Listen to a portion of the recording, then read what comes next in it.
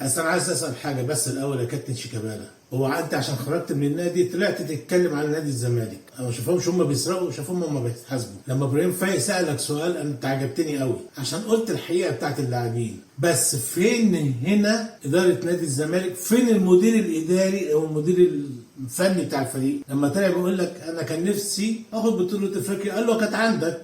قال له يعني ايه؟ قال له كانت في الاستيكو بتاعت سان داونز. قال له احنا رايحين ب 14 لاعب، منهم 2 لعيبه طلعت الفندق فوق لقيتهم بيشربوا شيشه في الاوضه. يا صلاه النبي، طب ما خدوش معاهم حاجه ليه طيب؟